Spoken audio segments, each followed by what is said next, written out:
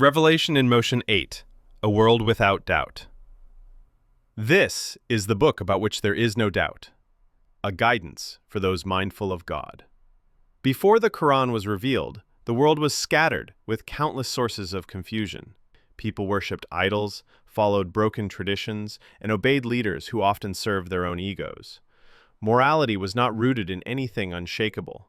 It bent with power, tribe, desire, and fear. Religions had been distorted, scriptures were hidden or manipulated. Ordinary people were left with a painful question that never seemed to go away. What can I trust?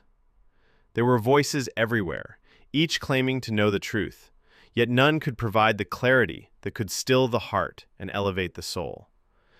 In that fragile world, doubt was not just a feeling, it was a way of life. Then came a bold claim, unlike anything before. This is the book about which there is no doubt. Not a theory, not an opinion, not a guess, but a book delivered in clear Arabic to a known man over 23 years, in public, and memorized word for word by thousands. Its message called people not just to believe, but to think, reflect, question, and rise.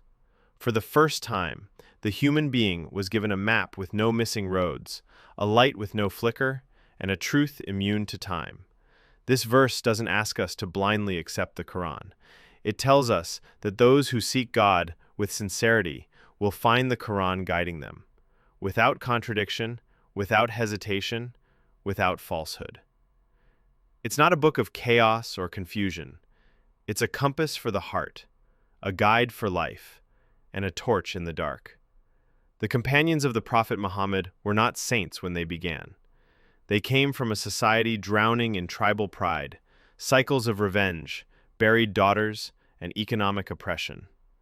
But when they encountered this book, this guidance without doubt, everything changed. They became a people of purpose, discipline, mercy, and vision. The Quran gave them answers no tribal chief, poet, or philosopher could offer. It redefined success. It reframed suffering. It elevated the orphan, the widow, the slave, the outcast. They were no longer aimless. They became anchors in a stormy world. We live in a time of information overload. Everyone is shouting. Every screen claims to hold the truth. But beneath all the noise, many hearts are asking the same ancient question. What can I trust? The Quran still stands, unchanged, not a letter altered, not a verse added. It's not a book locked in the past. It's a living message calling every soul to think, to rise, to remember. And it still begins with the same promise. This is the book about which there is no doubt. If you feel lost, return. If you're tired of voices that contradict, return. If your soul is hungry for clarity, dignity, and truth,